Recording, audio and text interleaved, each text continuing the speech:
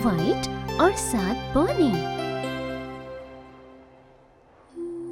एक बार की बात है, एक खूबसूरत रानी ने एक लड़के को जन्म दिया जिसकी त्वचा बर्फ सी सफेद थी, गाल एकदम सुर्ख लाल और बाल आबनूस की लकड़ी की तरह काले थे। उन्होंने उसका नाम स्नो वाइट रखा।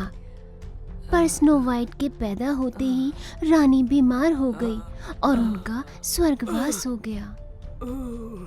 राजा बहुत दुखी थे, लेकिन वो नहीं चाहते थे कि उनकी छोटी सी बच्ची बिना माँ के पले। इसलिए उन्होंने 1 साल के बाद दोबारा शादी कर ली। राजा की नई पत्नी सुंदर थी, पर वो बहुत घमंडी और निर्दयी थी।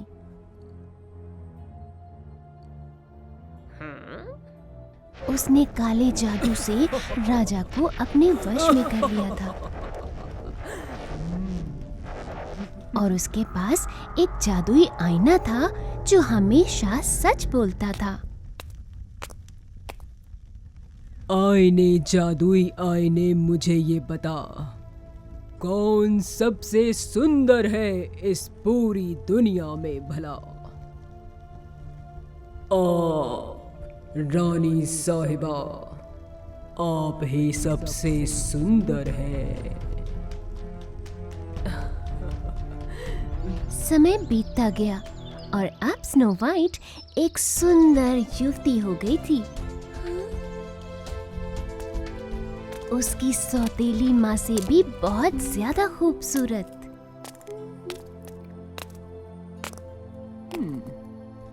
आईने, जादुई आईने, मुझे ये बता, कौन सबसे सुंदर है इस दुनिया में भला? आप सुंदर हैं रानी साहिबा, ये सच है, लेकिन स्नो वाइट आपसे 1000 गुना ज्यादा सुंदर है। क्या? ये नहीं हो सकता। मुझे स्नो वाइट को दूर करना होगा, वो भी अभी। शिकारी, स्नो वाइट को दूर जंगल में ले जाओ और मार दो और उसके फेफड़े और जिगर वापस लाकर मुझे दो। जैसी आपकी इच्छा रानी जी।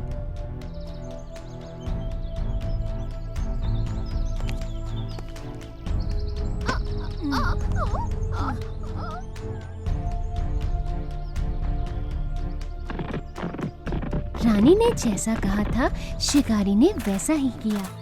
वो स्नो वाइट को जंगल में ले गया, पर वो इतनी सुंदर थी कि उसे उस पर दया आ गई। दूर भाग जाओ प्यारी बच्ची।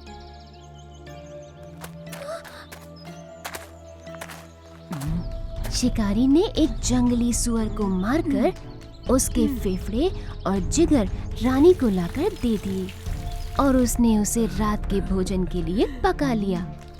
दूसरी तरफ स्नो वाइट अपनी जिंदगी को बचाने के लिए जंगल में भागती जा रही थी। आखिरकार जैसे ही रात होने लगी, उसे एक छोटा सा घर दिखाई दिया। सुनिए, घर में कोई है?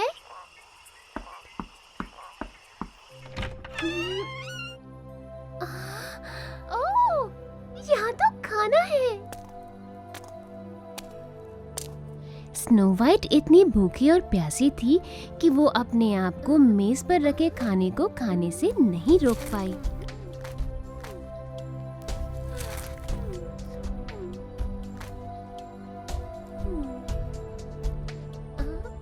और उसने सभी 7 थालियों में से थोड़ी थोड़ी सब्जी खाई।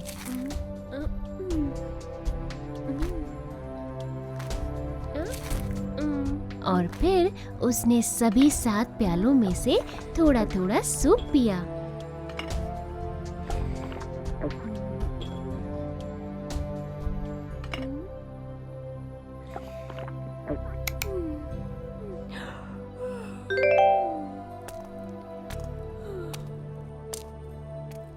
इसके बाद वो सभी 7 छोटे बिस्तरों पर तब तक लेटी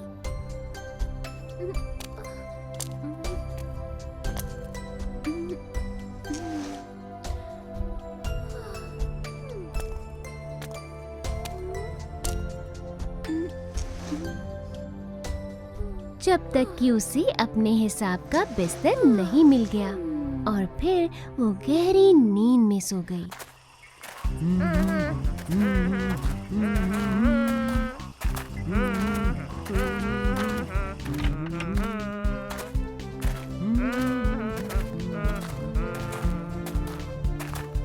अरे, मेरी थाली में से खाना किसने खाया? और मेरी ब्रेड किसने खाई? और मेरी सब्जी भी। मेरी प्याली में से भी किसी ने पिया है। और कोई मेरे बिस्तर पर भी सो रहा था। हाँ, मेरे पर भी। देखो, मेरे पर तो कोई अभी भी सो रहा है।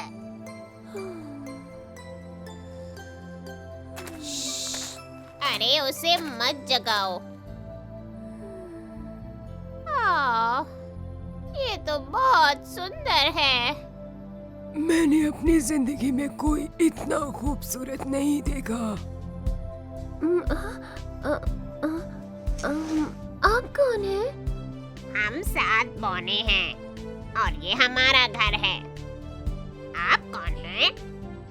स्नो वाइट ने उन्हें बताया कि कैसे वो उस दुष्ट रानी के शिकारी से बचकर यहाँ इस घर में शरण लेने आई है।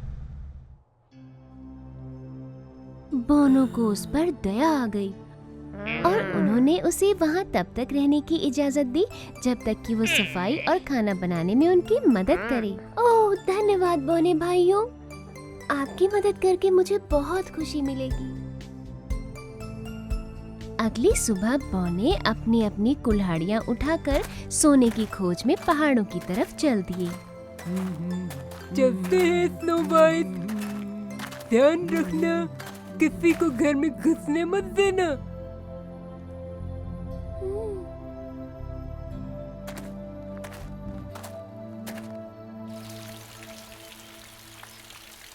और तभी दुष्ट रानी एक बार फिर अपने जादुई आईने के पास गई।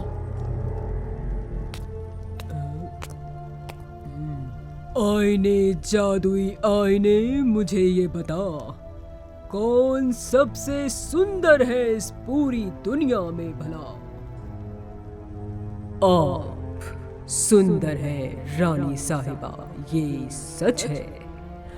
पर पर्वतों के उस पार 7 बौनों के साथ रह रही स्नो वाइट अब भी आपसे 1000 गुना ज्यादा सुंदर है। स्नो वाइट जिंदा है? उस शिकारी ने मुझसे झूठ बोला। उससे छुटकारा पाने के लिए अब मुझे ही कुछ करना होगा। इस तरह उस दुष्ट रानी ने एक बूढ़ी औरत का रूप बना लिया और जल्दी ही 7 बौनों के घर की तरफ चल दी। सुंदर सुंदर चीजें ले लो। नमस्ते। मेरे पास तरह तरह के रंग बिरंगे फीते हैं मेरी प्यारी बच्ची। जरा दरवाजा तो खोलो, मैं तुम्हें दिखाती हूँ। ये बूढ़ी औरत भला मुझे क्या नुकसान पहुंचाएगी? मैं इसे अंदर बुला ही लेती हूँ।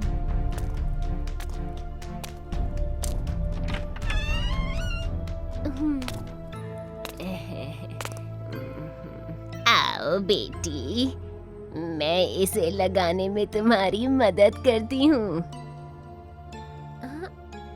उस दुष्ट रानी ने उस फीते को स्नो वाइट की पोशाक पर बांधकर उसे बहुत जोर से कस दिया। उसने उसे इतनी जोर से कसा कि स्नो वाइट सांस तक नहीं ले पाई और बेहोश हो गई।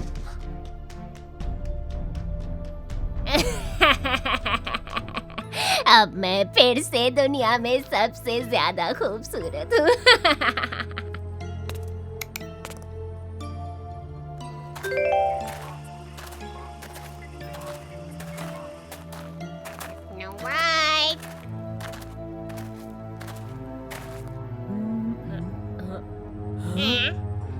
जल्दी उन फीतों को काटो।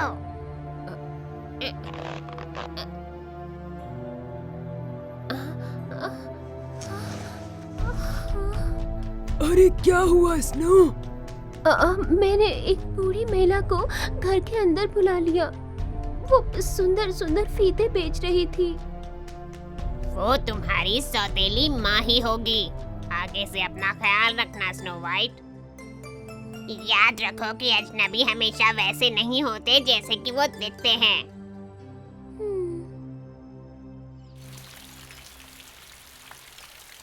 महल वापस पहुंचकर रानी ने फिर से अपने जादुई आईने से पूछा।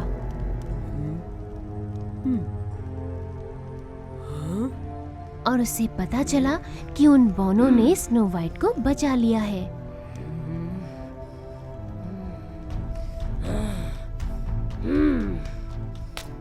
वो दोबारा उस घर के पास पहुंची, पर इस बार एक भिखारी बनकर।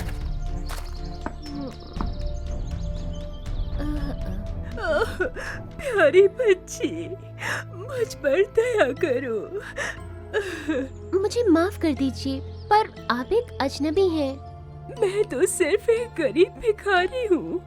देखो, ये सुंदर सी कंघी मुझसे खरीद लो ताकि मैं कुछ खाने के लिए खरीद सकूँ।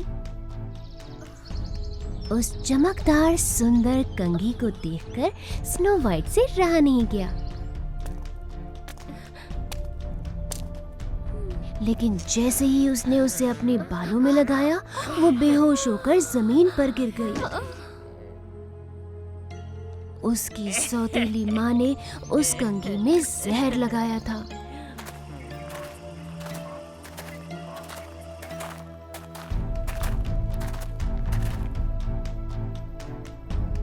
अरे नहीं स्नो वाइट, फिर से नहीं।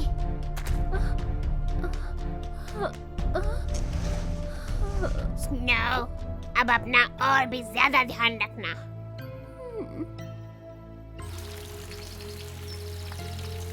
तभी दुष्ट रानी अपने जादुई आईने के पास गई।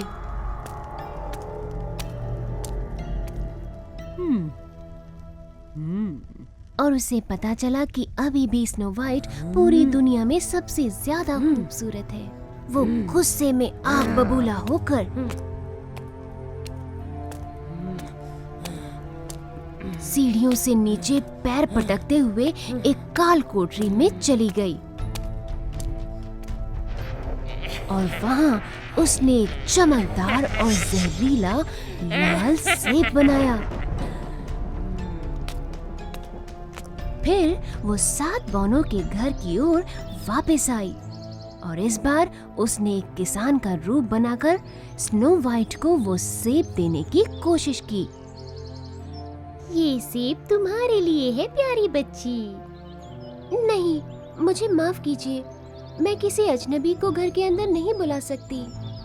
फिक्र मत करो, इसमें जहर नहीं है। मैं सच कह रही हूँ। देखा, मुझे तो कुछ भी नहीं हुआ। स्नो वाइट ने सेब का बड़ा सा टुकड़ा काट लिया। उसे नहीं पता था कि उसकी सौतेली माँ ने सिर्फ आधे सेब में ही जहर मिलाया था। जैसे ही उसने उसे चबाना शुरू किया, वो जमीन पर गिर पड़ी।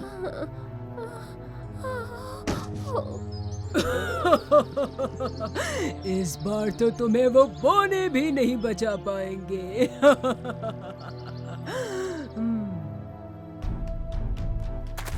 उस शाम जब बौने घर वापस आए तो उन्होंने स्नो वाइट को नीचे फर्श पर पड़ा हुआ पाया। उन्होंने उसके पास फीता और कंघा सब कुछ ढूंढा, पर उन्हें ऐसा कुछ भी नहीं मिला जिससे कि वो सच का पता लगा पाते। बेचारी स्नो वाइट। मुझे डर है कि इस बार हम स्नो वाइट को नहीं बचा पाएंगे। दुखी होकर उन बौनों ने स्नो वाइट को एक कांच के ताबूत में रख दिया, क्योंकि वो इतनी सुंदर थी कि वो उसे दफनाना नहीं चाहते थे। उसे देखकर ऐसा लग रहा था कि जैसे वो गहरी नींद में हो, उसके गाल अभी भी पहले की तरह सुर्ख लाल थे। वो कई सालों तक जंगल में उसी कांच के ताबूत में रही। लेकिन एक दिन एक राजकुमार उन बौनों के घर आया।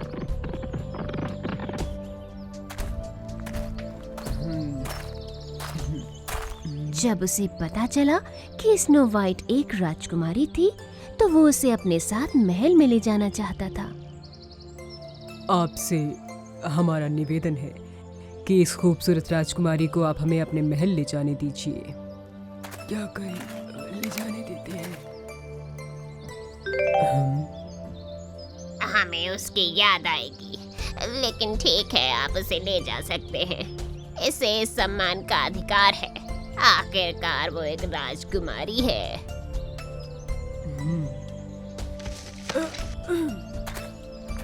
जैसे ही राजकुमार के सेवक स्नो वाइट के ताबूत को उठाकर ले जाने लगे, उनमें से एक फिसल गया और ताबूत को गिरा दिया। ताबूत में धक्का लगने से स्नो वाइट के मुंह से वो जहरीले सेब का टुकड़ा निकल गया। जादू का असर खत्म हो गया और उस ताबूत के टूटकर टुकड़े टुकड़े हो गए। हाँ, ये क्या हुआ? मुझे माफ कर दीजिए। वो मेरी प्यारी राजकुमारी, आप चिंता न करें, हम आपके लिए इससे भी कहीं ज्यादा खूबसूरत ताबूत बनवाएंगे। आप अभी भी बिल्कुल खिले हुए गुलाब की तरह सुंदर लग रही हैं।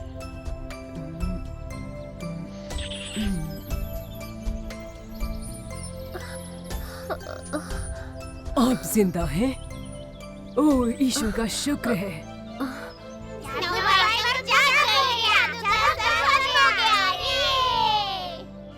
ये क्या है?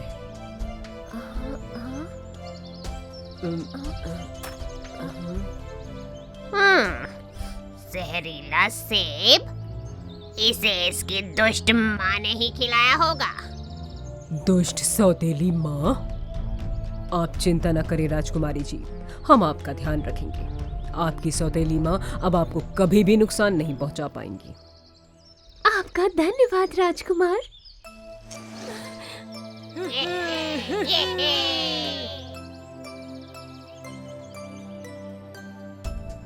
जल्दी ही राजकुमार और स्नो वाइट एक दूसरे से बहुत प्यार करने लगे और फिर दोनों ने राजकुमार के महल में शाही विवाह किया।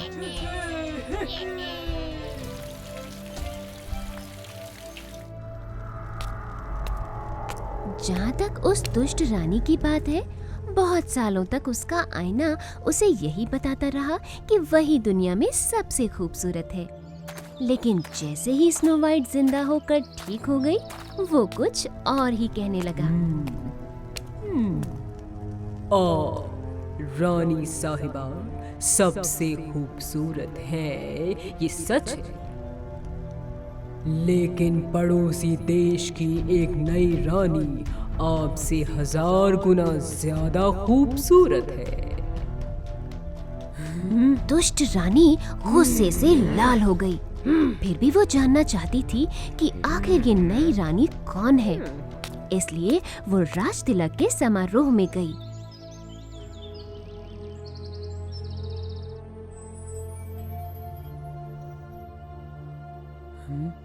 तब उसने देखा कि ये तो स्नो वाइट है और वो सदमे की वजह से बेहोश हो गई।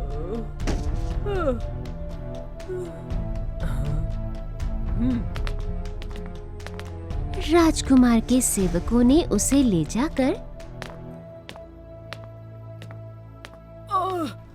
एक काल कोठरी में बंद कर दिया और फिर वो कभी किसी को नुकसान नहीं पहुंचा सकी।